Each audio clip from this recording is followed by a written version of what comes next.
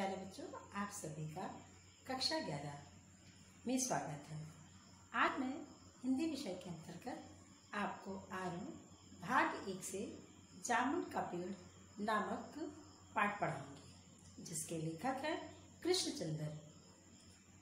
प्रस्तुत पाठ में लेखक ने सरकारी कार्यालयों के बाबू और वहाँ के अधिकारियों की गई लापरवाही और धीरे कार्यवाही के कारण एक आम आदमी किस प्रकार से पेड़ के नीचे अपना दम तोड़ता है, उस पर उन्होंने एक व्यंग्यात्मक कथा लिखी, जो कि आज की सरकारी लोकतंत्र पे बिल्कुल सटीक बैठती है।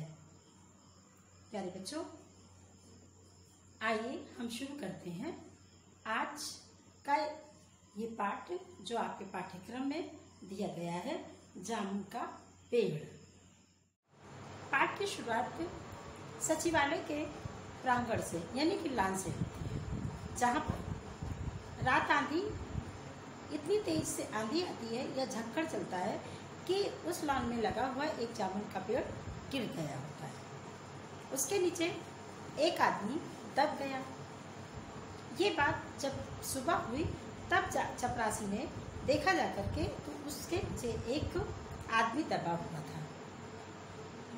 आदमी को देख करके वो तुरंत दौड़ा दौड़ा गया और हेड क्लर्क को बताया। उसने जाके हेड क्लर्क ने फिर जाकर के ज्वाइंट सेक्रेटरी को बताया। ज्वाइंट सेक्रेटरी ने चीफ सेक्रेटरी को बताया। इस प्रकार से ये खबर सब जगह बड़ी तेजी से यानी कि आग की तरह फैलती चली गई। धीरे धीरे वहाँ पर लोग इकट्ठा होने लगे और इस विषय में बात करने लगे कि किस प्रकार से इस पेड़ को हटाया जाए और इस दबे हुए आदमी को यहाँ से निकाला जाए। पहले तो लोग ये चर्चा करते रहे कि कहीं ऐसा तो नहीं कि इतना बड़ा पेड़ है उसके ऊपर गिर गया है और वो मर गया हो, परंतु उस आदमी ने कराहते हुए ये बात बोला कि मैं अभी जिंदा हूँ। जब इस तरह की आवाज़ लोगों ने सुनी तब लोगों ने आश्वस्त हुए कि वो आदमी अभी जिंदा है, उसके शरीर में अभी भी सांस बाकी है। धीरे धीरे भीड़ जब जमा हुई तो लोग एक दूसरे से बात करने लगे कि चलो पेड़ हम लोग हटा देते हैं और इस आदमी को निकाल लिया जाए। परंतु उसी समय वहाँ पर दौड़ा दौड़ा सुप्रिंटेंडेंट आता है और सुप्रिंटेंडेंट कहता है कि ये वन विभाग का मामला है और इसे जो है हम वन विभाग वाले ही सुलझाएंगे। फिर क्या हुआ? फिर शुरू हुआ वो ड्रामा जो हर कार्यालयों में होता है। चीफ सेक्रेटरी, ज्वाइंट सेक्रेटरी और क्लर्क और चपरासी तक फिर आदेश देना और आदेश देने के साथ साथ उसकी फाइलों को बनाना। मामला कृषि विभाग के पास गया। कृषि विभाग से जवाब आया कि ये हमारा कोई भी मामला कृषि विभाग से यहाँ पर मेल नहीं खाता है, इसे कायदे से हार्टिकल्चर में जाना चाहिए। हार्टिकल्चर जो कि पेड़ों की देखरेख और पेड़ों को लगाने का कार्य करता है, ये फाइल वहाँ जानी चाहिए। अब वो फाइल जो थी पेड़ों से संबंधित, वो फिर वापस आ जाती है और अब हार्टिकल्चर वाले कहते हैं कि इस समय हमारे विभाग में पेड़ लगाओ की स्कीम चल रही है, उस पर आप पेड़ लगाने की बात, पेड़ काटने की बात कर रहे हैं। कहीं ऐसा ना हो और वो भी ऐसा पेड़ काटने की बात कर रहे हैं जो फलदार है। ऐसा नहीं हो सकता है, ऐसा नहीं हो सकता। पेड़ नहीं काटा जा सकता है क्योंकि पेड़ हरा है और फलदार है।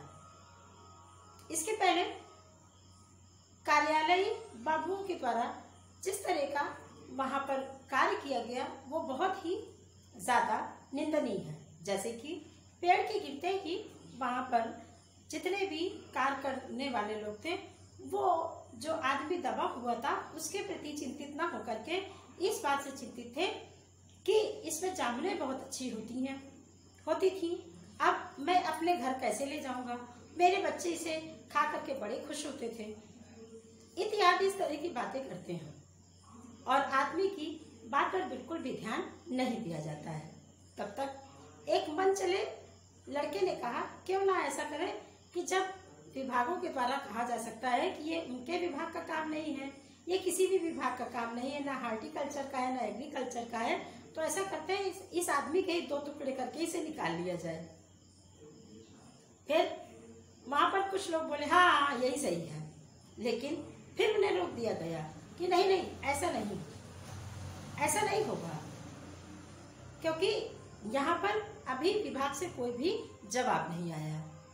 जब वहां से जवाब आया तो ये आया कि यहाँ पर जो है हरे पेड़ लगाए जा रहे हैं, अर्थात हम काटेंगे नहीं। इस तरह से आदमी दूसरे दिन भी ऐसे ही दबा रहा। सिर्फ चपरासी को ही उसके प्रति बहुत ही ज्यादा संवेदनाएं थी, उसके प्रति वो चिंतित था। वो उसे शाम को खिचड़ी खिलाता, कुछ खिलाता और इस तरह से उसे सहारा देता कि अब तुम्हारा काम इस विभाग से दूसरे विभाग जा रहा है, जहाँ पर तुम्हारे लिए तुमको यहाँ से निकालने के लिए काम किया जाएगा। फिर दूसरा दिन हुआ। दूसरे दिन सुबह से ही वहाँ भीड़ लगने लगी और भीड़ लगते ही जो है फिर ये शुरू हुआ कि ये किस विभाग के अंतर्गत आता है और इस आदमी का क्या किया जाए। तब तक उस आदमी ने वहां पर पड़े पड़े एक शेर पढ़ा। वो शेर इस प्रकार का है,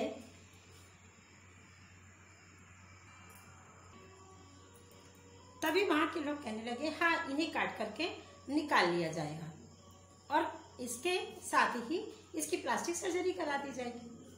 वहां पे खड़े हुए जितने भी सरकारी कार्यालय के लोग थे वो इस बात में हामी बनने लगे कि हाँ प्लास्टिक सर्जरी से इसे जोड़ भी दिया जाएगा। तब तक रात हो चुकी होती है और सारे ही कार्यालय के लोग जा चुके होते हैं। माली फिर उसे बताता है कि तुम अब निकाल लिए जाओगे, क्योंकि तुम्हारे लिए लगातार यहाँ पर बाबू लोग काम कर रहे हैं तुम्हें बचाने के लिए। इस तरह से जब उस आदमी ने सुना तो उसने एक शेर पढ़ा कि ये तो माना कि तगाफुल ना करोगे लेकिन, ये तो माना कि तगाफुल ना करोगे लेकिन खाक हो जाएंगे हम तुमको खबर होने तक, खाक हो जाएंगे हम तुमको खबर होने तक। जब इस प्रकार की चीजें उसने पढ़ी तब वो उसके मुंह से निकला, अरे ये तो शायद है, ये तो शायद है। और इस तरह से जाकर के जैसे ही रात बीती उसके विषय में जान करके तो वो सुबह उठते ही उसने कार्यालय के लोगों से बताया कि ये कोई ऐसा वैसा आदमी नहीं है, ये कौन सा आदमी है, ये एक शायर है। तब तक वहां जैसे ही लोगों की ये बात सुनी वहां पर लोगों की भीड़ जमना शुरू हो गई और लोगों ने पूछा तुम शायर हो, तुम कविता करते हो? तथा उसी कार्यालय में जो व्यक्ति कुछ कविताओं में इंटरेस्ट रखते थे, अपनी रुचि रखते थे, वो अपनी कविता ले जा करके उसके सामने पेश करने लगे कि जरा मेरी ये कविता देख लो कैसी है, जरा मेरी ये कविता सुन लो कैसी है। वो एक एक करके सबकी कविताएं सुनता रहा। तत्पश्चात एक व्यक्ति ने पूछा आप कौन से शायर हैं, आप किस नाम से अपनी शायरी को लिखते हैं? तब उसने कहा ओस। तब तो बिल्कुल हड़कंप मच गया कि अरे ये ओस है जिनका अभी ओस के फूल नाम का संग्रह प्रकाशित हुआ है, अहो भाग हमारे। और जाकर के ये इत्तला देते हैं कल्चरल। ये खबर आग की तरफ फैलती चली गई। जब कल्चर डिपार्टमेंट को ये बात पता चली कि वो महान कवि ओस है, तो वहां से एक व्यक्ति आया और उसे साहित्य अकादमी का अपना सदस्य बनाने की खबर लेकर के उसके पास आया और कहा मुबारक हो, तुम्हें जो है साहित्य से संबंधित अकादमियों में सदस्य बना लिया गया है और हम पूरी कोशिश कर रहे हैं कि तुमको यहाँ से निकाल लें। तब दबे हुए आदमी ने कहा कि मुझे इस प्रकार की सूचना न दीजिए, ये बताइए कि मुझे कब तक निकाला जाएगा।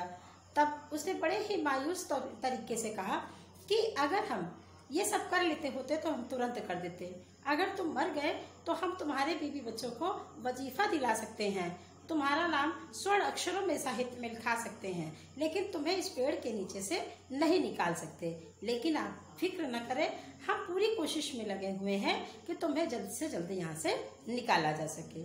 इसी प्रकार से प्रक्रिया होती गई।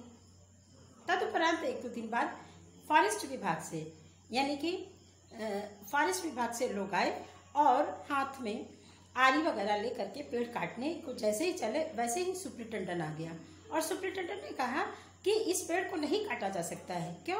क्योंकि ये पिटोनिया के प्रधानमंत्री के द्वारा लगाया हुआ पेड़ है। अगर ये पेड़ कट गया तो हमारे देश के उससे संबंध खराब हो जाएंगे। कवि ये सब बातें सुनता रहा और ये प्रक्रिया इसी तरह चलती रही। एक दिन वो समय आ गया जब पेड़ काटने का समय आ गया और पेड़ काटने का एक आदेश जारी किया गया। पेड़ काटा गया।